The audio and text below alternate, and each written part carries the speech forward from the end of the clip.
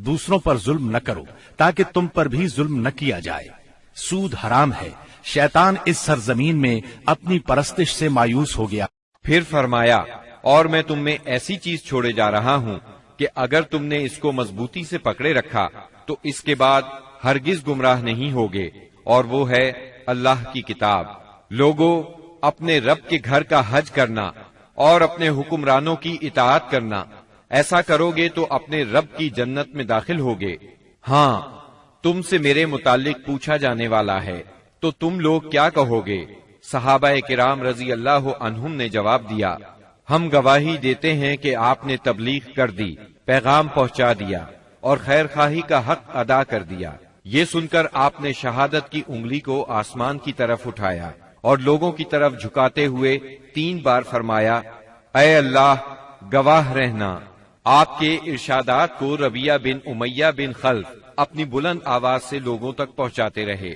جب آپ خطبہ دینے سے فارغ ہو چکے تو اللہ عز و جل نے میدان عرفات ہی میں تکمیل دین کی آیت نازل فرمائی، آج میں نے تمہارے لیے تمہارا دین مکمل کر دیا اور تم پر اپنی نعمت پوری کر دی اور تمہارے لیے اسلام کو بحیثیت دین پسند کر لیا۔ سیدنا عمر رضی اللہ عنہ نے یہ آیت سنی تو رونے لگے۔ ان سے پوچھا گیا، آپ کیوں رو رہے ہیں؟ فرمایا، اس لیے کہ کمال کے بعد زوال ہی تو ہے۔ خطبے کے بعد بلال رضی اللہ عنہ نے اذان دی، پھر اقامت کہی۔ رسول اللہ صلی اللہ علیہ وسلم نے ظہر کی نماز پڑھائی۔ اس کے بعد بلال نے پھر اقامت کہی اور آپ نے عصر کی نماز پڑھائی، اور ان دونوں نمازوں کے درمیان کوئی اور نماز نہیں پڑھی۔ اس کے بعد سوار ہو کر آپ جائے وقوف پر تشریف لائے۔ اپنی اونٹنی قصوا کا شکم پہاڑوں کی طرف کیا اور جبل مشات یعنی پیدل چلنے والوں کی راہ میں واقع ریت کے تودے کو سامنے کیا اور قبلہ رخ مسلسل اسی حالت میں وقوف فرمایا، یہاں تک کہ سورج غروب ہونے لگا۔ تھوڑی زردی ختم ہوئی، پھر سورج کی ٹکیا غائب ہو گئی۔ اس کے بعد آپ نے سیدنا اسامہ رضی اللہ عنہ کو اپنے پیچھے بٹھایا اور وہاں سے روانہ ہو کر مزدلفہ تشریف لائے۔ مزدلفہ میں مغرب اور عشاء کی نمازیں 1 اذان اور 2 اقامت سے پڑھی، درمیان میں کوئی نفل نماز نہیں پڑھی۔ اس کے بعد آپ لیٹ گئے اور طلوع فجر تک لیٹے رہے۔ اس کے بعد آپ نے حج کے باقی امور سر انجام دیے، حتیٰ کہ 13 ذی الحج کو سوار ہو کر خانہ کعبہ تشریف لے گئے، الوداعی طواف کیا اور فجر کی نماز پڑھی۔ پھر مکہ مکرمہ سے نکل کر مدینہ منورہ کی طرف کوچ فرمایا۔ جب مدینہ طیبہ کے قریب پہنچے اور اس کے آثار دکھائی دینے لگے تو 3 بار فرمایا، اللہ اکبر۔ پھر فرمایا، اللہ کے سوا کوئی معبود نہیں، وہ تنہا ہے، اس کا کوئی شریک نہیں، اسی کے لیے بادشاہت ہے اور اسی کے لیے تعریف، اور وہ ہر چیز پر قادر ہے۔ ہم پلٹنے والے، توبہ کرنے والے، عبادت گزار، سجدہ کرنے والے، اپنے رب کی تعریف کرنے والے ہیں۔ اللہ نے اپنا وعدہ سچ کر دکھایا، اپنے بندے کی مدد کی اور تنہا ساری جماعتوں کو شکست دی۔ رومیوں کو اسلام اور اہل اسلام کی ترقی قطعاً گوارا نہیں تھی۔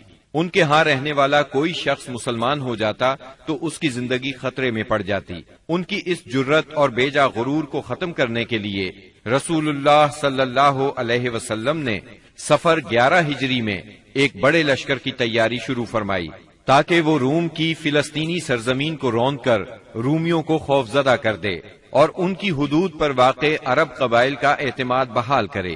اس سلسلے میں رسول اللہ صلی اللہ علیہ وسلم نے 700 فوجیوں کا ایک لشکر تیار فرمایا۔ سیدنا اسامہ بن زید رضی اللہ عنہ کو لشکر کا سالار مقرر فرمایا۔ یہ آزاد کردہ غلام سیدنا زید رضی اللہ عنہ کے بیٹے تھے۔ 28 صفر 11 ہجری کو بیماری کی حالت میں آپ نے سیدنا اسامہ رضی اللہ عنہ کا جھنڈا اپنے دست مبارک سے درست فرمایا۔ بڑے بڑے جلیل القدر صحابہ کرام سیدنا اسامہ رضی اللہ عنہ کی ماتحتی میں اس لشکر میں شریک تھے۔ سیدنا علی اور سیدنا عباس رضی اللہ عنہما آپ کی تیمارداری کی غرض سے مدینے میں ٹھہر گئے۔ سیدنا ابو بکر صدیق رضی اللہ عنہ اور سیدنا عمر رضی اللہ عنہ امیر لشکر سیدنا اسامہ سے اجازت لے کر آپ صلی اللہ علیہ وسلم کی عیادت کے لیے آتے جاتے رہے۔ آپ کی علالت میں روز بروز اضافہ ہو رہا تھا۔ یہ لشکر مدینہ منورہ سے روانہ ہوا، مدینے سے 3 میل دور مقام جرف میں خیمہ زن ہوا۔ اس وقت رسول اللہ صلی اللہ علیہ وسلم کی بیماری کی تشویشناک خبریں موصول ہو رہی تھیں، چنانچہ اسامہ رضی اللہ عنہ اپنے لشکر کے ساتھ وہیں رکے رہے، بلکہ اللہ کے فیصلے کے انتظار میں ٹھہرنے پر مجبور ہو گئے، اور اللہ کا فیصلہ یہ تھا کہ یہ لشکر ابو بکر صدیق رضی اللہ عنہ کے عہد خلافت میں روانہ ہو۔ یہ عہد صدیقی کی پہلی فوجی مہم قرار پائی۔ جب رسول اللہ صلی اللہ علیہ وسلم نے رسالت کی تبلیغ اور امت کی خیر خواہی کا کام مکمل کر لیا تو آپ کے اقوال و افعال میں دنیا سے رحلت کے آثار نمایاں ہونا شروع ہو گئے۔ آپ نے 10ویں سال رمضان میں 20 دن کا اعتکاف فرمایا، اور سیدنا جبریل علیہ السلام نے آپ کو 2 مرتبہ قرآن کا دور کرایا۔ آپ نے اپنی صاحبزادی فاطمہ رضی اللہ عنہا سے فرمایا، میں سمجھتا ہوں میرا آخری وقت آ چکا ہے۔ سیدنا معاذ بن جبل رضی اللہ عنہ کو یمن کی طرف روانہ فرمایا تو انہیں وصیت فرمائی، اے معاذ، غالباً اس سال کے بعد تم مجھ سے ملاقات نہ کر سکو گے اور میری اس مسجد اور میری قبر کے پاس سے گزرو گے۔ یہ سن کر سیدنا معاذ بن جبل رضی اللہ عنہ رونے لگے۔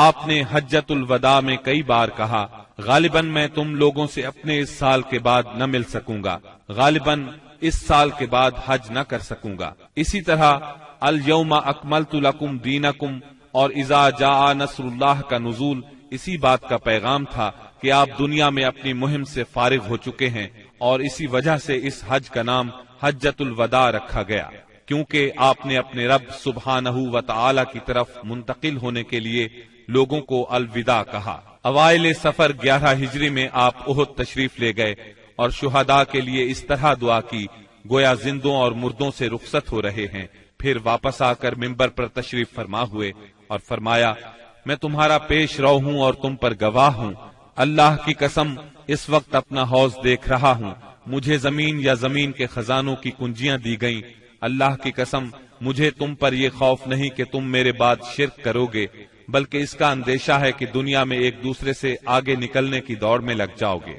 ماہ سفر کے آخر میں آپ رات کے وقت بقیع غرقد تشریف لے گئے، اہل بقیع کے لیے دعائے مغفرت کی اور فرمایا، ہم بھی تم سے آن ملنے والے ہیں۔ ماہ سفر کے آخری پیر کو رسول اللہ صلی اللہ علیہ وسلم ایک جنازے میں بقیع تشریف لے گئے۔ سیدہ عائشہ صدیقہ رضی اللہ عنہا فرماتی ہیں، آپ بقیع سے واپس تشریف لائے تو میں اپنے سر میں درد محسوس کر رہی تھی اور یہ کہہ رہی تھی کہ ہائے میرا سر۔ یہ سن کر آپ نے فرمایا، بلکہ میں واللہ اے عائشہ ہائے میرا سر۔ یہ آپ صلی اللہ علیہ وسلم کی بیماری کی ابتدا تھی، اس کے باوجود آپ باری باری سب بیویوں کے پاس دن گزارتے رہے، یہاں تک کہ مرض میں شدت آ گئی۔ اس وقت آپ سیدہ میمونہ رضی اللہ عنہا کے گھر میں تھے اور پوچھ رہے تھے، کل میں کہاں رہوں گا، میں کل کہاں رہوں گا؟ مطلب یہ تھا کہ مجھے سیدہ عائشہ رضی اللہ عنہا کے ہاں رہنے دیا جائے۔ چنانچہ ازواج مطہرات نے اجازت دے دی کہ آپ جہاں چاہیں رہیں۔ آپ سیدنا فضل بن عباس اور سیدنا علی رضی اللہ عنہما کے سہارے پاؤں زمین پر گھسیٹتے ہوئے نکلے اور سیدہ عائشہ صدیقہ رضی اللہ عنہا کے گھر منتقل ہو گئے۔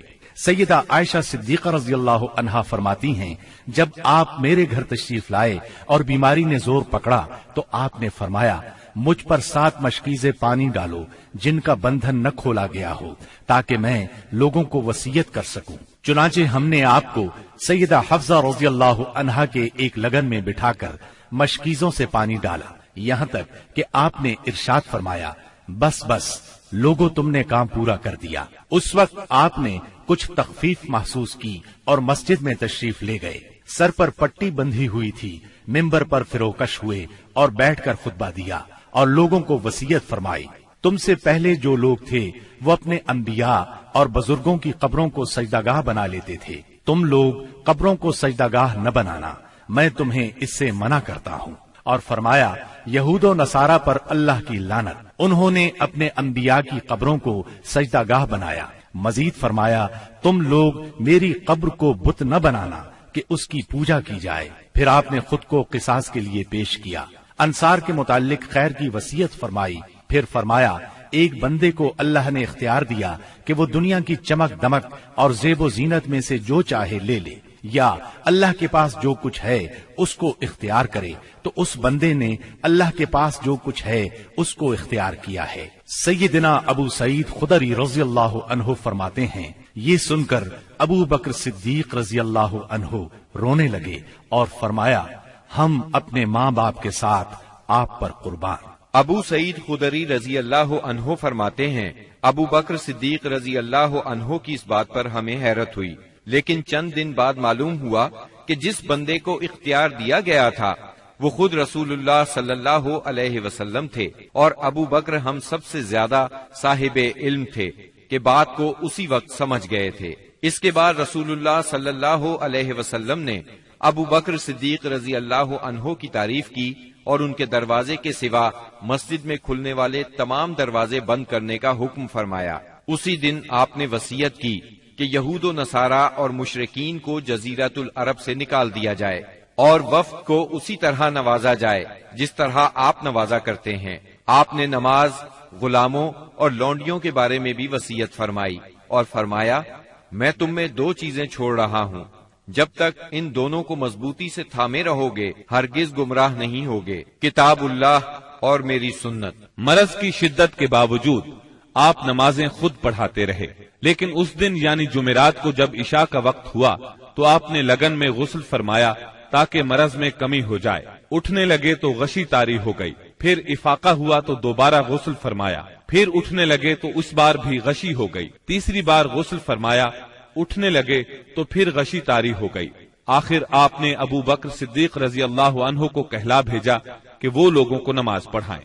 چنانچہ اس وقت سے بقیہ ایام میں ابو بکر صدیق رضی اللہ عنہ نے نماز پڑھائی۔ آپ کی حیات مبارکہ میں ابو بکر صدیق رضی اللہ عنہ نے 17 نمازیں پڑھائیں۔ ہفتہ یا اتوار کو رسول اللہ صلی اللہ علیہ وسلم نے کچھ افاقہ محسوس فرمایا، چنانچہ 2 آدمیوں کے سہارے سے ظہر کی نماز کے لیے تشریف لے آیا۔ اس وقت سیدنا ابو بکر صدیق نماز پڑھا رہے تھے۔ آپ کی آمد کو محسوس کرتے ہی ابو بکر صدیق پیچھے ہٹے، لیکن آپ نے اشارے سے روک دیا اور پھر ابو بکر صدیق رضی اللہ عنہ کے پہلو میں بیٹھ کر نماز پڑھائی۔ اس نماز کی صورت یہ تھی کہ آپ کو دیکھ کر ابو بکر صدیق اور ابو بکر صدیق کو دیکھ کر دوسرے لوگ نماز کے ارکان ادا کرتے جاتے تھے۔ 12 ربیع الاول پیر کے دن حجرہ مبارک سے آپ نے پردہ اٹھا کر دیکھا تو صحابہ فجر کی نماز میں خشوع اور خضوع سے مشغول تھے۔ یہ منظر دیکھ کر آپ خوشی سے مسکرا دیے۔ مسلسل علالت کے باعث کمزوری بہت ہو گئی تھی۔ سیدہ عائشہ صدیقہ رضی اللہ عنہا کا سہارا لے کر لیٹ گئے۔ اسی روز یا اسی ہفتے میں کسی روز آپ نے سیدہ فاطمہ رضی اللہ عنہا کو بلایا اور کچھ سرگوشی کی۔ وہ سن کر رونے لگی، پھر کچھ سرگوشی کی تو وہ ہنسنے لگی۔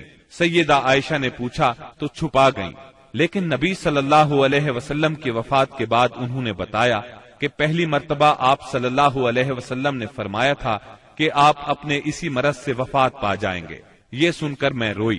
پھر آپ نے فرمایا کہ آپ کے اہل و عیال میں سب سے پہلے میں آپ سے ملوں گی، اس لیے میں ہنسی تھی، اور آپ نے انہیں یہ بشارت بھی دی تھی کہ آپ ساری خواتین جنت کی سردار ہیں۔ دن جیسے جیسے چڑھ رہا تھا آپ پر بار بار غشی طاری ہو رہی تھی۔ سیدہ فاطمہ رضی اللہ عنہا یہ دیکھ کر بولی، ہائے میرے باپ کی بے چینی۔ آپ نے ان کے الفاظ سنے تو فرمایا، آج کے بعد تمہارا باپ کبھی بے چین نہیں ہوگا۔ پھر آپ نے حسن اور حسین رضی اللہ عنہما کو چوما، ازواج مطہرات کو بلا کر وعظ و نصیحت فرمائی۔ ادھر لمحہ بلمحہ تکلیف بڑھتی جا رہی تھی اور اس زہر کا اثر بھی ظاہر ہونا شروع ہو گیا تھا جو آپ کو خیبر میں کھلایا گیا تھا۔ چنانچہ آپ اس کی تکلیف شدت سے محسوس کر رہے تھے۔ آپ نے اس حالت میں چہرے پر ایک چادر ڈال رکھی تھی۔ جب سانس پھولنے لگتا تو چادر چہرے سے ہٹا دیتے۔ اس حالت میں بھی آپ نے فرمایا، یہود و نصارہ پر اللہ کی لعنت، انہوں نے اپنے انبیاء کی قبروں کو سجدہ گاہ بنایا۔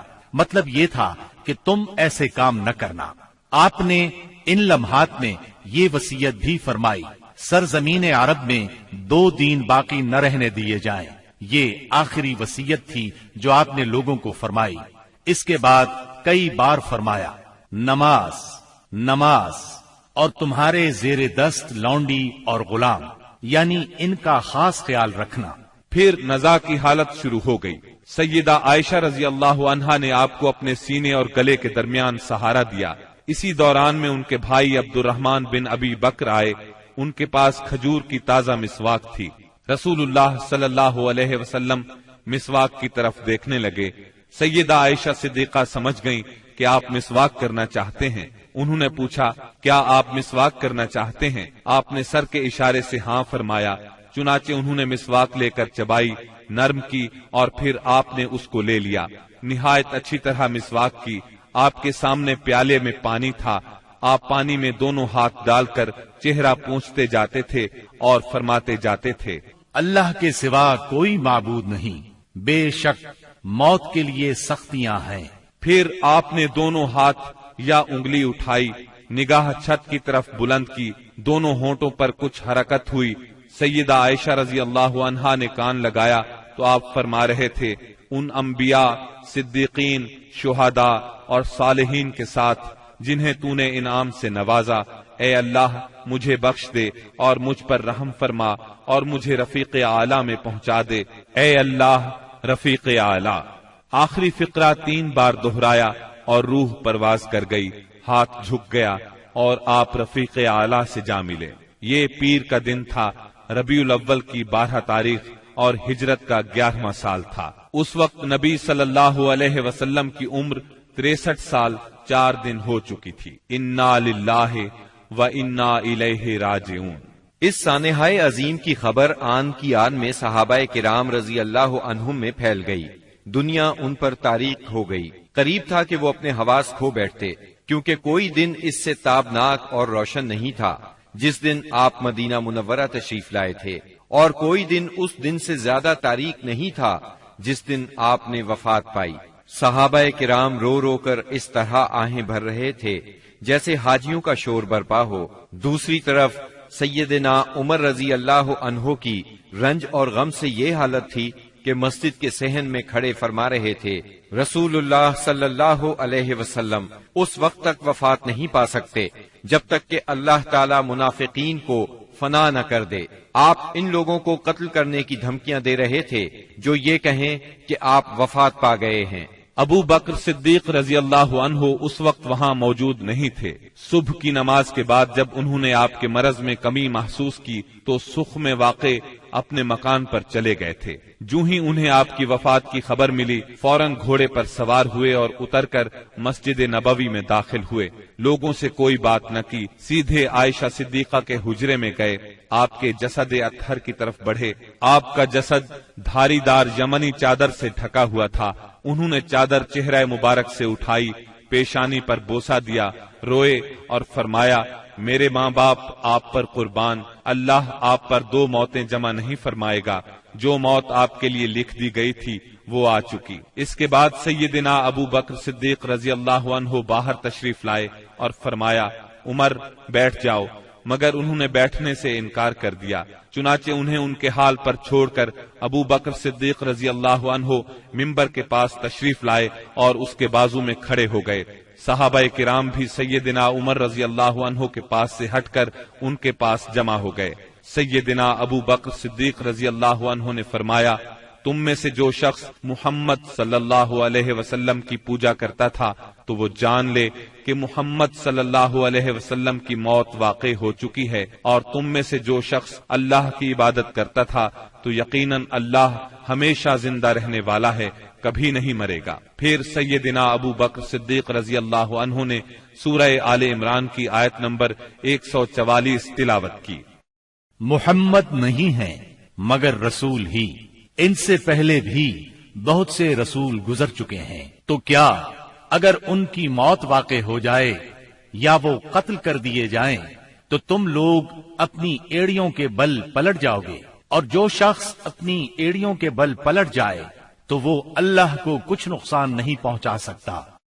سیدنا ابن عباس رضی اللہ عنہ ارشاد فرماتے ہیں، اللہ کی قسم ایسا لگتا تھا کہ لوگوں نے اس سے پہلے جانا ہی نہیں تھا کہ اللہ نے یہ آیت نازل فرمائی ہے۔ یہاں تک کہ ابو بکر صدیق رضی اللہ عنہ نے اس آیت کی تلاوت کی تو سارے لوگوں نے ان سے یہ آیت اخذ کی اور تب ایسا محسوس ہوا کہ ہر کوئی اس آیت کی تلاوت کر رہا ہے۔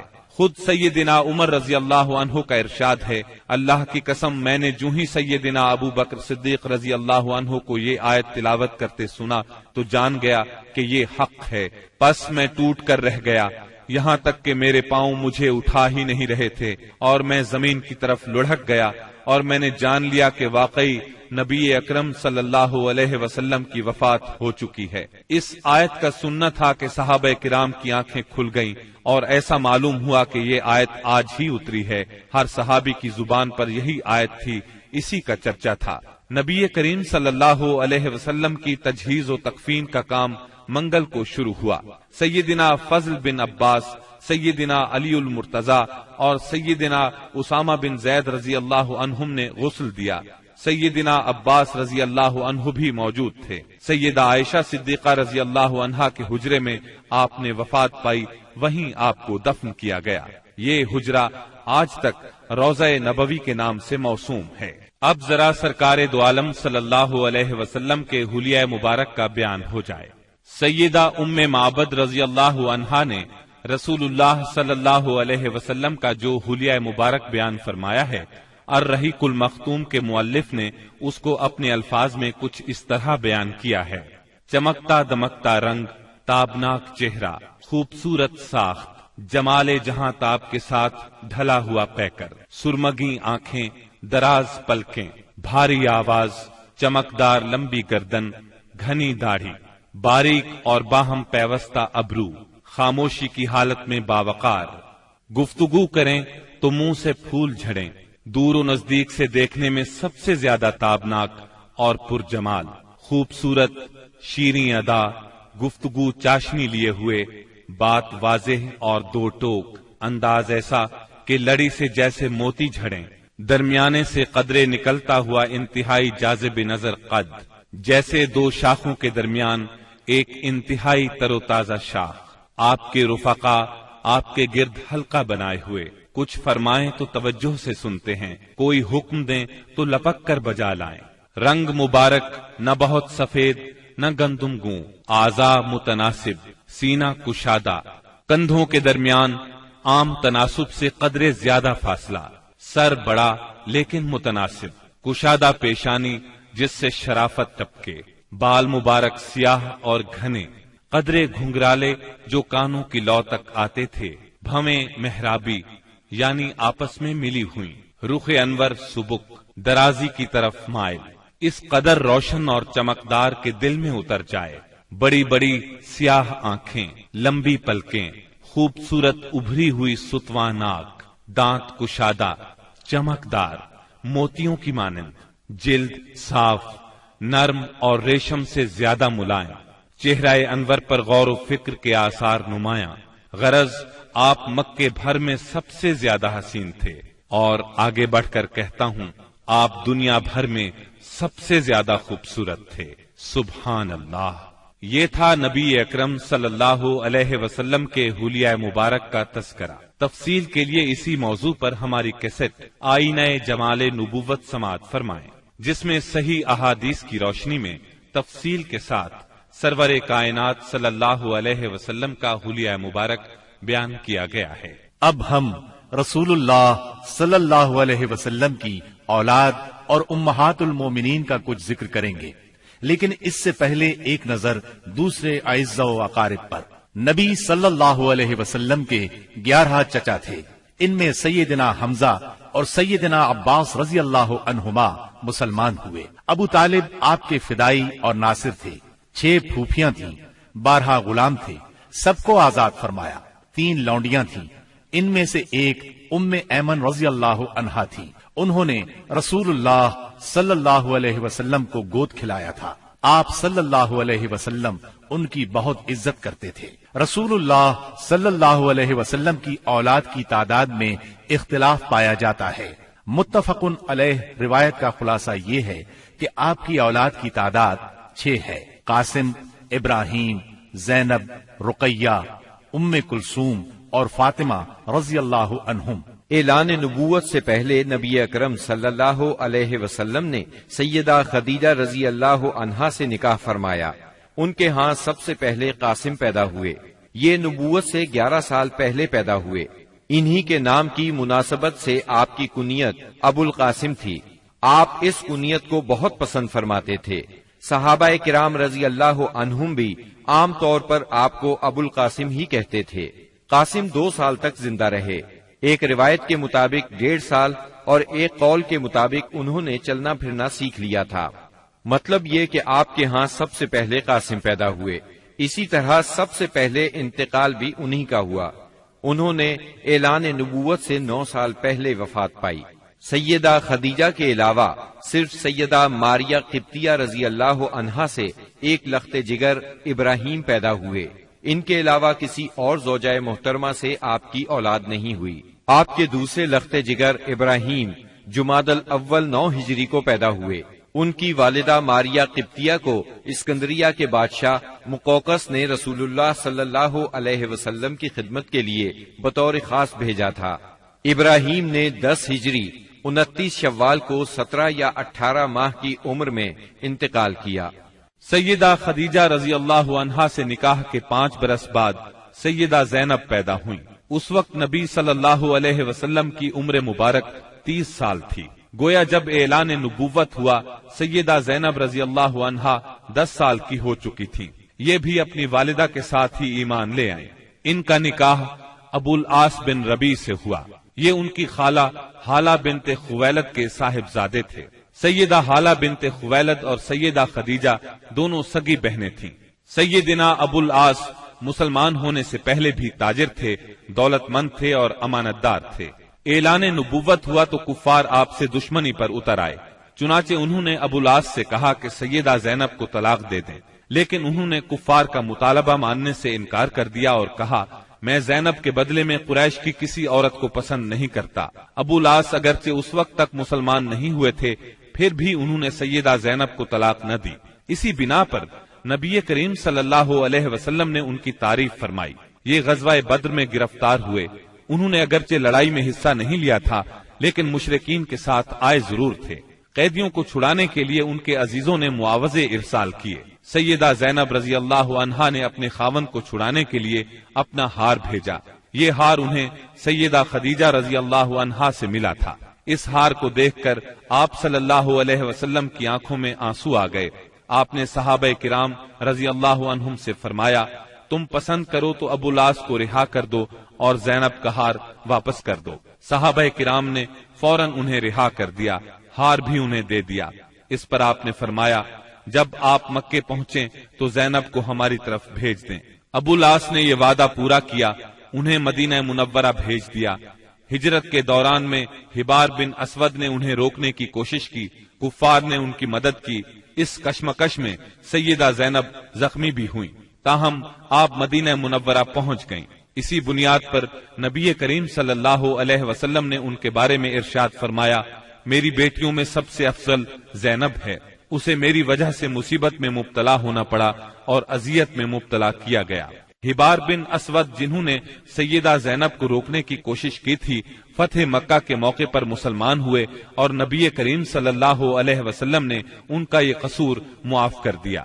سیدہ زینب رضی اللہ عنہا کے ہاں ابو العاص رضی اللہ عنہ سے ایک لڑکا اور ایک لڑکی پیدا ہوئے۔ لڑکے کا نام علی اور لڑکی کا نام امامہ رکھا گیا۔ ان دونوں کی پرورش رسول اللہ صلی اللہ علیہ وسلم نے فرمائی۔ علی بچپن میں فوت ہوئے۔ آپ کو امامہ سے بہت محبت تھی۔ ایک ہار بطور ہدیہ آپ کے پاس آیا۔ آپ نے فرمایا یہ ہار میں اپنے اہل بیت میں سے اسے دوں گا جو مجھے سب سے زیادہ پسند ہے۔ چنانچہ آپ نے وہ ہار امامہ کو دے دیا۔ 12 ہجری میں سیدہ امامہ سے سیدنا علی رضی اللہ عنہ نے نکاح کیا، کیونکہ اس وقت تک سیدہ فاطمہ وفات پا چکی تھی۔ سیدنا علی رضی اللہ عنہ کی شہادت کے بعد مغیرہ بن نوفل سے ان کا نکاح ہوا، انہی کے نکاح میں یہ فوت ہوئی۔ ابو العاص رضی اللہ عنہ کے مسلمان ہونے کے بعد نبی صلی اللہ علیہ وسلم نے سیدہ زینب کو پہلے نکاح میں دوبارہ ان کے گھر رخصت فرمایا۔ اس کے کچھ ہی عرصے بعد 8 ہجری میں سیدہ زینب انتقال کر گئیں۔ انا للہ و انا الیہ راجعون۔ سیدہ زینب کے بعد سیدہ خدیجہ رضی اللہ عنہا کے ہاں سیدہ رقیہ پیدا ہوئی۔ یہ ان سے 3 سال بعد پیدا ہوئی۔ ان کی پیدائش کے وقت نبی اکرم صلی اللہ علیہ وسلم کی عمر 33 سال تھی، گویا اعلان نبوت کے وقت ان کی عمر 7 سال تھی۔ یہ بھی اپنی والدہ کے ساتھ ہی ایمان لے آئیں۔ اسلام سے پہلے رسول اللہ صلی اللہ علیہ وسلم نے ان کا نکاح اپنے چچا ابو لہب کے بیٹے عتبہ سے کر دیا تھا، رخصتی نہیں ہوئی تھی۔ آپ نے نبوت کا اعلان فرمایا تو ابو لہب دشمنی میں سب سے آگے بڑھ گیا۔ اس نے بیٹے کو حکم دیا، محمد کی بیٹی کو طلاق دے دو، طلاق نہیں دو گے تو تم سے بات نہیں کروں گا۔ باپ کے کہنے پر اس نے سیدہ رقیہ رضی اللہ عنہا کو طلاق دے دی، یعنی یہ طلاق صرف اسلام دشمنی کی بنیاد پر دی گئی تھی۔ اس کے بعد آپ نے سیدہ رقیہ رضی اللہ عنہا کا نکاح سیدنا عثمان رضی اللہ عنہ سے کر دیا۔ سیدہ رقیہ نے سیدنا عثمان بن عفان رضی اللہ عنہ کے ساتھ حبشہ کی ہجرت بھی کی، اور یہ اسلام میں سب سے پہلی ہجرت تھی۔ حبشہ میں ان کے ہاں ایک بیٹا پیدا ہوا، اس کا نام عبداللہ رکھا گیا۔ اپنے والدین کے ساتھ ہجرت کر کے یہ نواسہ رسول مدینہ منورہ پہنچے اور 6 سال کی عمر میں وفات پا گئے۔ 2 ہجری میں غزوہ بدر پیش آیا تو سیدہ رقیہ بیمار تھی۔ سیدنا عثمان رضی اللہ عنہ ان کی تیمارداری کی خاطر غزوہ بدر میں شرکت نہ کر سکے، تاہم نبی کریم صلی اللہ علیہ وسلم نے انہیں مال غنیمت میں سے حصہ عطا فرمایا۔ غزوہ بدر کے دوران میں ہی سیدہ رقیہ انتقال کر گئیں، یعنی جب آپ بدر کے میدان سے واپس تشریف لائے تو یہ دنیا سے رخصت ہو چکی تھیں۔ آپ ان کے جنازے میں بھی شریک نہ ہو سکے، البتہ قبر پر تشریف لے گئے۔ سیدہ رقیہ نے قریباً 21 سال کی عمر میں وفات پائی۔ انا للہ و انا الیہ راجعون۔ سیدہ ام کلثوم رضی اللہ عنہا نبی کریم صلی اللہ علیہ وسلم کی تیسری صاحبزادی ہیں۔ یہ اپنی کنیت ہی سے مشہور ہوئیں۔ آپ نے نبوت کا اعلان فرمایا تو والدہ اور بہنوں کے ساتھ ایمان لائیں، ہجرت تک مکے میں رہیں۔ اعلان نبوت سے پہلے آپ نے ان کا نکاح ابو لہب کے دوسرے بیٹے عتیبہ سے کر دیا تھا، رخصتی نہیں ہوئی تھی۔ اسلام لانے پر ابو لہب نے انہیں بھی طلاق دلوائی۔ غزوہ بدر کے موقع پر جب سیدہ رقیہ کا انتقال ہو گیا تو سیدنا عثمان پر ان کی وفات کا بہت اثر ہوا، ہر وقت غمگین رہتے تھے۔ آپ نے انہیں اس درجے غمگین دیکھ کر ایک روز فرمایا، اے عثمان، مجھے اللہ نے حکم دیا ہے کہ میں اپنی دوسری بیٹی آپ کے نکاح میں دے دوں۔ جو مہر رقیہ کا مقرر ہوا تھا اتنا ہی مہر ام کلثوم کا ہوا۔ اس طرح سیدنا عثمان رضی اللہ عنہ سے ان کا نکاح ہوا اور آپ ذوالنورین کہلائے، یعنی 2 نوروں والے۔ یہ نکاح ربیع الاول 3 ہجری میں ہوا۔ ام کلثوم کے ہاں کوئی اولاد نہیں ہوئی۔ جب تک سیدہ ام کلثوم سیدنا عثمان کے نکاح میں رہیں، انہوں نے کسی اور عورت سے نکاح نہیں کیا۔ سیدہ ام کلثوم کا انتقال بھی نبی صلی اللہ علیہ وسلم کی زندگی میں ہوا۔ انہوں نے شعبان 9 ہجری میں رحلت فرمائی۔ ان کے انتقال پر سیدنا عثمان رضی اللہ عنہ اور زیادہ غمگین ہوئے۔ ان حالات میں نبی اکرم صلی اللہ علیہ وسلم نے انہیں تسلی دیتے ہوئے فرمایا،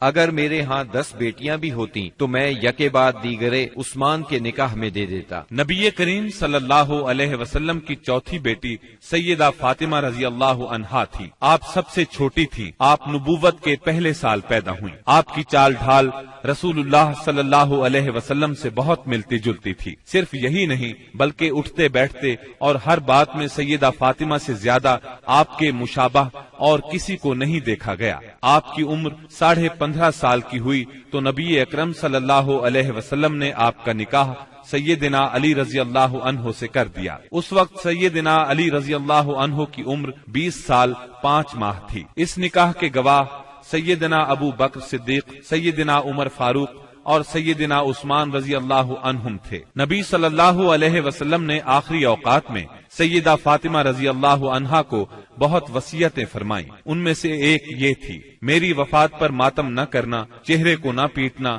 بال نہ نوچنا، نوحہ نہ کرنا، نہ نوحہ کرنے والوں کو بلانا۔ نبی صلی اللہ علیہ وسلم کی وفات کے بعد آپ صرف 6 ماہ زندہ رہیں، پھر چند روز بیمار رہ کر وفات پا گئیں۔ انتقال 3 رمضان 11 ہجری بروز منگل ہوا۔ انا للہ و انا الیہ راجعون۔ رسول اللہ صلی اللہ علیہ وسلم نے آپ کے بارے میں فرمایا، فاطمہ میرے جسم کا ٹکڑا ہے، جس نے فاطمہ کو ناراض کیا اس نے مجھے ناراض کیا۔ اسی طرح آپ کو سیدہ فاطمہ رضی اللہ عنہا کی اولاد سیدنا حسن بن علی اور سیدنا حسین بن علی سے بہت محبت تھی۔ اللہ تعالیٰ کی سیدہ فاطمہ پر ہزارہا رحمتیں ہوں۔ اب ہم نبی اکرم صلی اللہ علیہ وسلم کی ازواج مطہرات کا تذکرہ کریں گے۔ نبی صلی اللہ علیہ وسلم کی سب سے پہلی زوجہ محترمہ سیدہ خدیجہ بنت خویلد رضی اللہ عنہا ہیں۔ آپ صلی اللہ علیہ وسلم کے فرزند ابراہیم رضی اللہ عنہ کے سوا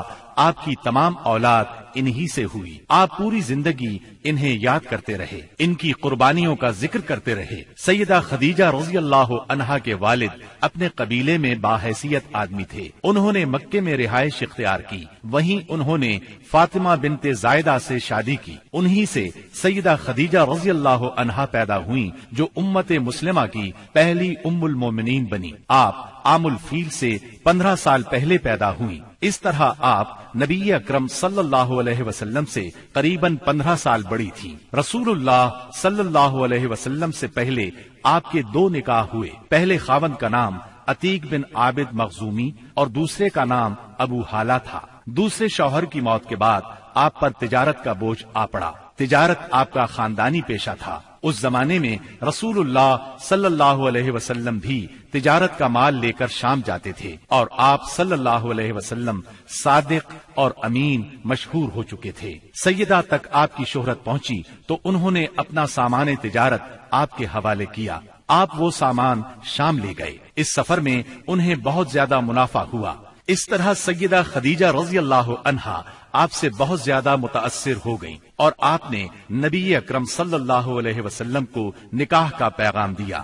آپ نے ان کا پیغام منظور فرما لیا۔ نکاح ابو طالب نے پڑھایا۔ اس وقت رسول اللہ صلی اللہ علیہ وسلم کی عمر 25 سال اور سیدہ کی عمر 40 سال تھی۔ 40 سال کی عمر میں اللہ تعالیٰ نے آپ کو نبوت سے سرفراز فرمایا۔ آپ پر پہلی بار وحی کا نزول ہوا تو آپ گھبرا گئے، آپ پر کپ کپی طاری ہو گئی۔ ان حالات میں سیدہ خدیجہ نے آپ کو بہت سہارا دیا اور اپنے چچا زاد بھائی ورقہ بن نوفل کے پاس لے گئیں۔ یہ سابقہ آسمانی کتب کے عالم تھے۔ انہوں نے بتایا کہ آپ پر وہی فرشتہ اترا ہے جو موسیٰ علیہ السلام پر اترا تھا، یعنی اللہ نے آپ کو نبوت سے سرفراز فرمایا ہے۔ اس کے بعد آپ نے اللہ کے حکم سے نبوت کا باقاعدہ اعلان فرمایا تو سیدہ خدیجہ نے فوراً اسلام قبول کر لیا۔ سیدہ خدیجہ رضی اللہ عنہا نے ان مشکل ترین دنوں میں ہر طرح آپ کا ساتھ دیا، اپنا سب کچھ قربان کیا۔ مشرکین نے آپ کو جھٹلایا، طرح طرح سے اذیتیں پہنچائیں، جبکہ آپ نبی صلی اللہ علیہ وسلم کی ہر بات کی تصدیق کرتی رہیں۔ شیب ابی طالب کی گھاٹی میں 3 سال آپ کے ساتھ رہیں۔ یہ 3 سال انتہائی مصیبت کے سال تھے۔ مسلسل تکالیف نے آپ کو بیمار کر دیا، اور آخر آپ رمضان 10 نبوی میں اس دنیا سے رحلت کر گئیں۔ انا للہ و انا الیہ راجعون۔ نسائی اور مسند احمد کی ایک روایت کے الفاظ ہیں، جنت کی عورتوں میں سب سے افضل یہ 4 عورتیں ہیں: خدیجہ بنت خویلد، فاطمہ بنت محمد، مریم بنت عمران اور آسیہ زوجہ فرعون۔ بخاری کی ایک روایت میں ہے، خدیجہ تمام جہانوں کی عورتوں سے بہتر ہیں۔ رسول اللہ صلی اللہ علیہ وسلم کی دوسری زوجہ محترمہ سیدہ سودا بنت زمعہ رضی اللہ عنہا ہیں۔ آپ کا نام سودا، والد کا نام زمعہ بن قیس اور والدہ کا نام شموس بنت نفیس تھا۔ قبیلہ عامر بن لوائی سے تھی۔ رسول اللہ صلی اللہ علیہ وسلم سے پہلے ان کا نکاح سکران بن عمر عامری رضی اللہ عنہ سے ہوا۔ یہ ان کے چچا زاد بھائی تھے۔ سیدہ سودا نے شروع ہی میں اسلام قبول کر لیا تھا۔ دونوں میاں بیوی نے کفار کا ظلم برداشت کیا، حبشہ کی طرف ہجرت بھی کی۔ کئی برس بعد جب مکہ لوٹے تو سکران کا انتقال ہو گیا، اور ان کے انتقال کے بعد نبی صلی اللہ علیہ وسلم نے ان سے نکاح فرمایا۔ آپ صلی اللہ علیہ وسلم ہجرت کر کے جب مدینہ منورہ تشریف لائے تب آپ نے انہیں بھی مدینہ بلوا لیا۔ 10 ہجری میں آپ نے حج کیا۔ اس موقع پر سیدہ سودا رضی اللہ عنہا بھی موجود تھی۔ آپ کا انتقال سیدنا امیر معاویہ رضی اللہ عنہ کے دور میں ہوا۔ آپ بہت سخی تھیں۔ ایک مرتبہ سیدنا عمر رضی اللہ عنہ نے درہموں کی ایک تھیلی ان کی خدمت میں بھیجی، آپ نے وہ تمام درہم اسی وقت تقسیم کر دیے۔ رسول اللہ صلی اللہ علیہ وسلم نے تیسرا نکاح سیدہ عائشہ رضی اللہ عنہا سے فرمایا۔ اس وقت سیدہ عائشہ رضی اللہ عنہا کی عمر 6 سال تھی۔ آپ سیدنا ابو بکر صدیق رضی اللہ عنہ کی چھوٹی بیٹی تھی۔ نبوت کے 4 سال پیدا ہوئی۔ 9 سال کی عمر میں رخصتی ہوئی۔ آپ کی تمام تر تعلیم و تربیت نبی صلی اللہ علیہ وسلم کی نگرانی میں ہوئی، لہذا نہایت اعلیٰ درجے کی تربیت ہوئی۔ یہی وجہ ہے کہ سیدہ عائشہ صدیقہ رضی اللہ عنہا شریعت کے مسائل کی ماہر تھیں۔ بڑے بڑے صحابہ سیدہ عائشہ رضی اللہ عنہا سے مسائل پوچھتے تھے۔ اس کی بڑی وجہ یہی ہے کہ دن رات آپ نبی صلی اللہ علیہ وسلم سے مسائل سیکھتی رہتی تھیں۔ سیدہ کا حجرہ مسجد نبوی سے ملا ہوا تھا، لہذا آپ مسجد میں ہونے والی تعلیم بھی سنتی تھیں۔ شعبان 5 ہجری میں ایک ہولناک واقعہ پیش آیا۔ نبی صلی اللہ علیہ وسلم غزوہ بنی مستلق سے واپس آ رہے تھے۔ ایک مقام پر لشکر نے پڑاؤ ڈالا۔ صبح سویرے قافلے کی روانگی سے پہلے آپ قضائے حاجت کے لیے دور نکل گئیں۔ اس وقت آپ کے گلے میں ایک ہار تھا۔ یہ ہار ان کی بڑی بہن سیدہ اسماء رضی اللہ عنہا کا تھا۔ اچانک انہوں نے دیکھا کہ ہار کہیں گر گیا ہے۔ یہ اس ہار کو تلاش کرنے نکل گئیں۔ ادھر قافلہ روانہ ہو گیا۔ سیدہ اس وقت بہت دبلی پتلی تھی۔ ہودج اٹھا کر اونٹ پر رکھنے والوں کو پتہ ہی نہ چل سکا کہ آپ ہودج میں نہیں ہیں۔ ہار تلاش کر کے جب آپ قافلہ کی جگہ لوٹی تو قافلہ جا چکا تھا۔ اب تو آپ بہت پریشان ہوئیں۔ صحابی رسول سیدنا صفوان بن معطل سلمی کی ذمہ داری یہ تھی کہ قافلے کی گری پڑی چیزوں کو اٹھاتے تھے، اس لیے لشکر سے پیچھے رہتے تھے۔ آپ وہاں پہنچے تو انہوں نے سیدہ کو دیکھا۔ آپ کو دیکھتے ہی انہوں نے انا للہ و انا الیہ راجعون پڑھا۔ اس وقت سیدہ کی آنکھ لگ گئی تھی۔ ان کی آواز سن کر آنکھ کھل گئی۔ انہوں نے اپنا چہرہ فوراً چادر میں چھپا لیا۔ انہوں نے اپنا اونٹ ان کے قریب کیا، اونٹ کو بٹھا دیا۔ صفوان خود پیچھے ہٹ گئے۔ آپ اونٹ پر سوار ہو گئیں۔ صفوان رضی اللہ عنہ نے اونٹ کی مہار پکڑ لی اور آگے روانہ ہو گئے۔ دوپہر کے وقت قافلہ تک پہنچے۔ اگرچہ یہ بالکل معمولی واقعہ تھا اور سفر میں ایسا ہونا کوئی عجیب بات نہیں تھی، لیکن اس وقت لشکر میں کچھ منافق بھی موجود تھے۔ انہیں موقع مل گیا۔ انہوں نے سیدہ عائشہ صدیقہ پر الزام لگا دیا، گویا وہ پاک دامن نہیں رہی، نعوذ باللہ۔ اس الزام نے نبی صلی اللہ علیہ وسلم اور تمام صحابہ کو سخت صدمہ پہنچایا۔ سیدہ عائشہ صدیقہ الزام سے لا علم تھی۔ وہ مدینہ طیبہ پہنچ کر بیمار ہو گئیں۔ جب آپ کو اس الزام کے بارے میں معلوم ہوا تو آپ ہلکان ہو کر رہ گئیں۔ نبی اکرم صلی اللہ علیہ وسلم سے اجازت لے کر والدین کے گھر آ گئیں۔ سیدنا ابو بکر صدیق اور ان کی زوجہ محترمہ ام رومان رضی اللہ عنہا کا بھی برا حال تھا۔ یہاں آ کر سیدہ عائشہ کو ساری بات کا پتہ چلا۔ آپ رونے لگی۔ سیدنا ابو بکر بھی رونے لگے۔ آپ کی والدہ محترمہ بھی رونے لگی۔ پھر رسول اللہ صلی اللہ علیہ وسلم وہاں تشریف لائے۔ ایسے میں اچانک آپ پر وحی کی کیفیت طاری ہو گئی اور اللہ تعالی نے سورہ نور کی آیات نازل فرمائیں۔ ان آیات میں سیدہ عائشہ رضی اللہ عنہا کی بے گناہی کا اعلان فرمایا گیا اور ان لوگوں پر لعنت کی گئی اور واضح کیا گیا کہ ان لوگوں نے بہتان عظیم لگایا تھا۔ انہیں عذاب کی وعید سنائی گئی۔ اس طرح سیدہ عائشہ صدیقہ کی شان کو 4 چاند لگ گئے۔ آپ جوانی میں بیوہ ہوئی۔ آپ نے رسول اللہ صلی اللہ علیہ وسلم کے ساتھ اپنی زندگی کے صرف 9 سال گزارے۔ جب رسول اللہ صلی اللہ علیہ وسلم نے وفات پائی اس وقت آپ کی عمر صرف 18 سال تھی۔ نبی صلی اللہ علیہ وسلم نے اپنی زندگی کے آخری دن سیدہ عائشہ صدیقہ رضی اللہ عنہا کے حجرے میں گزارے، وہیں دفن ہوئے۔ نبی صلی اللہ علیہ وسلم کے بعد آپ نے 50 سال بیوگی کی زندگی گزاری۔ آپ نے سیدنا امیر معاویہ رضی اللہ عنہ کے دور خلافت میں 17 رمضان 58 ہجری میں انتقال فرمایا۔ اس وقت عمر 63 سال تھی۔ اللہ کی آپ پر بے شمار رحمتیں ہوں۔ 2 ہجری میں رسول اللہ صلی اللہ علیہ وسلم نے سیدہ حفصہ رضی اللہ عنہا سے نکاح فرمایا۔ یہ سیدنا عمر رضی اللہ عنہ کی بیٹی تھی۔ ان کی پہلی شادی خنیس بن حذیفہ ساہمی رضی اللہ عنہ سے ہوئی۔ غزوہ بدر میں یہ زخمی ہوئے اور انہی زخموں سے شہادت پائی۔ بیٹی کے بیوہ ہونے پر سیدنا عمر رضی اللہ عنہ کو فکر لاحق ہوئی۔ ایسے میں نبی صلی اللہ علیہ وسلم نے خود سیدہ حفصہ سے نکاح کی خواہش فرمائی۔ اس طرح یہ نکاح ہوا۔ سیدہ حفصہ رضی اللہ عنہا نہایت فضل اور کمال کی مالک تھیں۔ شعبان 45 ہجری میں وفات پائی۔ وہ زمانہ سیدنا امیر معاویہ رضی اللہ عنہ کا تھا۔ آپ کی کچھ جائیداد تھی۔ وفات سے پہلے اپنے بھائی عبداللہ بن عمر رضی اللہ عنہ کو وصیت کی کہ اس زمین کو صدقہ کر دینا۔ اللہ تعالیٰ کی ان پر ہزارہا رحمتیں ہوں۔ رسول اللہ صلی اللہ علیہ وسلم نے ایک نکاح سیدہ زینب بنت خزیمہ رضی اللہ عنہا سے فرمایا۔ یہ بہت زیادہ سخی تھی، اس لیے ان کی کنیت ام المساکین مشہور ہوئی۔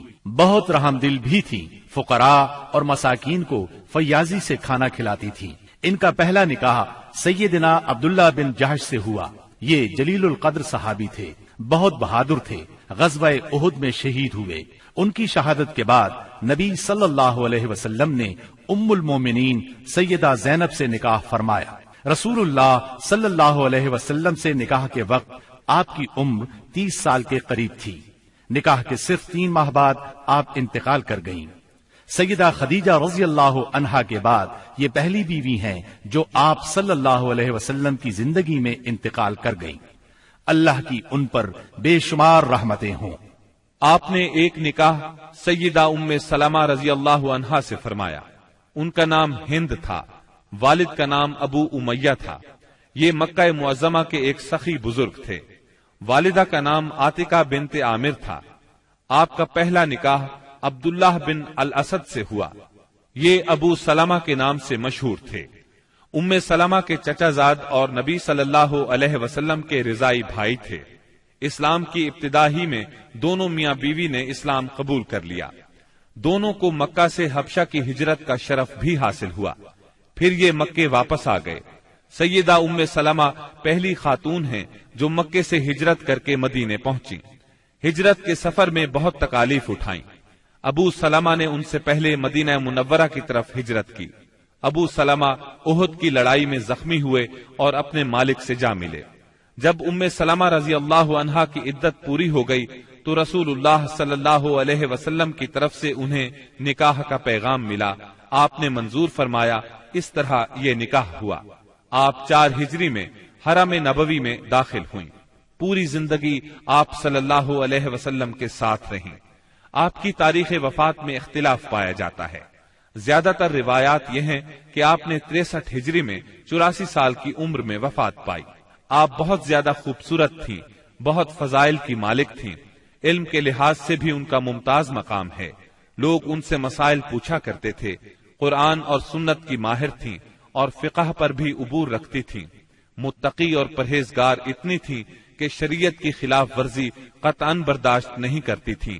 اللہ کی ان پر بے شمار رحمتیں ہوں۔ رسول اللہ صلی اللہ علیہ وسلم نے ایک نکاح سیدہ زینب بنت جہش رضی اللہ عنہا سے فرمایا۔ آپ کا نام برہ تھا، والد کا نام جہش اور والدہ کا امیمہ تھا۔ یہ عبد المطلب کی صاحبزادی تھی۔ اس طرح سیدہ زینب نبی صلی اللہ علیہ وسلم کی سگی پھوپھی کی بیٹی تھی۔ امیمہ عبداللہ کی سگی بہن اور رسول اللہ صلی اللہ علیہ وسلم کی پھوپھی تھی۔ سیدہ زینب سب سے پہلے ایمان لانے والوں میں شامل ہیں، پھر سب سے پہلے ہجرت کرنے والوں میں بھی شریک ہیں۔ رسول اللہ صلی اللہ علیہ وسلم نے آپ کا نام برہ سے تبدیل کر کے زینب رکھا تھا۔ نبی صلی اللہ علیہ وسلم کے نکاح میں آنے سے پہلے آپ کا نکاح سیدنا زید بن حارثہ رضی اللہ عنہ سے ہوا۔ یہ رسول اللہ صلی اللہ علیہ وسلم کے منہ بولے بیٹے اور آزاد کردہ غلام تھے، لیکن ان دونوں کی آپس میں نہ نبھ سکی اور طلاق ہو گئی۔ تب ان کی عدت کے بعد نبی اکرم صلی اللہ علیہ وسلم نے خود ان سے نکاح کا ارادہ فرمایا۔ انہیں نکاح کا پیغام بھیجا۔ سیدہ زینب نے منظور کیا۔ اس پر منافقین نے تانا دیا کہ دیکھو پیغمبر نے خود اپنے بیٹے کی عورت سے نکاح کر لیا۔ اللہ تعالیٰ نے ان بدباطنوں کے رد میں آیت خاتم النبیین نازل فرمائی۔ محمد صلی اللہ علیہ وسلم تمہارے مردوں میں سے کسی کے باپ نہیں، لیکن وہ اللہ کے رسول اور خاتم النبیین ہیں، اور اللہ تعالی ہر چیز کا خوب علم رکھنے والا ہے۔ اس آیت سے یہ بات واضح ہوئی کہ منہ بولے بیٹے کی بیوی سے نکاح کرنا جائز ہے۔ اس طرح منافقین کے منہ بند ہو گئے۔ یہ نکاح 4 ہجری میں ہوا۔ اس نکاح کی خاص بات یہ ہے کہ اس موقع پر پردے کا حکم نازل ہوا، نکاح کے لیے وحی آئی۔ یہ نکاح آسمانوں پر ہوا۔ سورہ احزاب کی آیت 37 سیدہ زینب کے بارے میں نازل ہوئی۔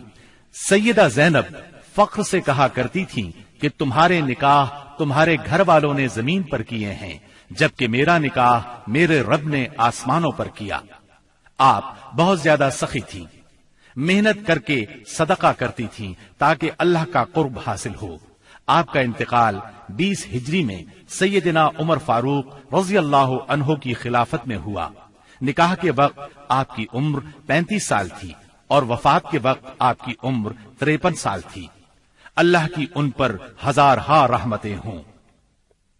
آپ صلی اللہ علیہ وسلم نے ایک نکاح سیدہ جویریہ بنت حارث رضی اللہ عنہا سے کیا۔ آپ کا نام برہ تھا۔ بعد میں رسول اللہ صلی اللہ علیہ وسلم نے جویریہ رکھا۔ آپ کا پہلا نکاح مسافر بن صفوان سے ہوا۔ سیدہ جویریہ کے والد حارث کا تعلق قبیلہ بنو مستلق سے تھا۔ یہ اس قبیلے کے سردار تھے۔ ان لوگوں نے مدینہ منورہ پر حملے کی تیاریاں کی تو نبی صلی اللہ علیہ وسلم نے ان پر چڑھائی کر دی۔ اس لڑائی میں ان کے قبیلے کے 11 مرد قتل ہو گئے، باقی لوگ گرفتار کر لیے گئے۔ گرفتار شدگان میں سیدہ جویریہ بھی تھی۔ مال غنیمت کی تقسیم میں یہ سیدنا ثابت بن قیس رضی اللہ عنہ کے حصے میں آئی، لیکن انہوں نے لونڈی کی حیثیت سے رہنا منظور نہ کیا اور ثابت بن قیس سے اجرت طے کر لی۔ اس سلسلے میں مدد کے لیے نبی کریم صلی اللہ علیہ وسلم کے پاس آئیں تو آپ صلی اللہ علیہ وسلم نے نکاح کی خواہش ظاہر فرمائی۔ سیدہ جویریہ رضی اللہ عنہا رضامند ہو گئیں۔ باپ انہیں معاوضہ دے کر چھڑانے آیا تو انہوں نے باپ کے ساتھ جانے سے انکار کر دیا۔ اس طرح باپ نے بھی اسلام قبول کر لیا۔ صحابہ کرام کو جب معلوم ہوا کہ اللہ کے رسول صلی اللہ علیہ وسلم نے سیدہ جویریہ رضی اللہ عنہا کو اپنی زوجیت میں لے لیا ہے تو ان کے قبیلے کے سب لوگوں کو آزاد کر دیا۔ اس طرح سیدہ اپنے قبیلے کے لیے بہت بابرکت ثابت ہوئی۔ ان کی وجہ سے پورے 100 گھرانے آزاد ہوئے۔ جب آپ نبی اکرم صلی اللہ علیہ وسلم کے نکاح میں آئیں اس وقت آپ کی عمر 20 سال تھی۔ وفات کے وقت عمر 65 سال تھی۔ آپ نے ربیع الاول 50 ہجری میں انتقال فرمایا۔ آپ نے نہایت سادہ اور زاہدانہ زندگی بسر کی۔ اللہ کی ان پر بے شمار رحمتیں ہوں۔ آپ نے ایک نکاح سیدہ ام حبیبہ رضی اللہ عنہا سے فرمایا۔ یہ سیدنا ابو سفیان رضی اللہ عنہ کی بیٹی تھی۔ آپ کا نام رملہ تھا۔ ام حبیبہ کنیت تھی۔ والدہ کا نام صفیہ تھا۔ بعض مورخین نے آپ کا نام ہند بھی لکھا ہے۔ آپ سیدنا معاویہ رضی اللہ عنہ کی بہن تھی۔ اعلان نبوت سے 17 سال پہلے پیدا ہوئی۔ شروع ہی میں مسلمان ہو گئی تھی۔ ان کا پہلا نکاح عبداللہ بن جہش سے ہوا تھا۔ دونوں میاں بیوی ساتھ ہی مسلمان ہوئے۔ دونوں نے حبشہ کی ہجرت کی۔ بدقسمتی سے حبشہ میں عبداللہ بن جہش مرتد ہو گیا۔ اس نے عیسائیت قبول کر لی، شراب پینے لگا، اسی حالت میں مر گیا۔ عدت پوری ہو گئی تو نبی صلی اللہ علیہ وسلم نے نجاشی کے ذریعے سے نکاح کا پیغام بھیجا۔ انہوں نے منظور کیا۔ نجاشی نے نکاح پڑھایا اور ان کو مدینہ منورہ روانہ کر دیا، سامان بھی ساتھ دیا۔ یہ نکاح 6 ہجری میں ہوا۔ اس وقت سیدہ کی عمر 36 یا 37 سال تھی۔ اس وقت تک ابو سفیان مسلمان نہیں ہوئے تھے۔ آپ سیرت اور صورت دونوں کے لحاظ سے ممتاز تھیں۔ نبی کریم صلی اللہ علیہ وسلم سے آپ کو بہت محبت تھی۔ ایک بار ابو سفیان ملنے کے لیے آئے تو انہیں نبی صلی اللہ علیہ وسلم کے بستر پر نہ بیٹھنے دیا۔ آپ نے 44 ہجری میں انتقال فرمایا۔ اس وقت ان کے بھائی سیدنا معاویہ رضی اللہ عنہ خلیفہ تھے۔ وفات کے وقت آپ کی عمر 73 سال تھی۔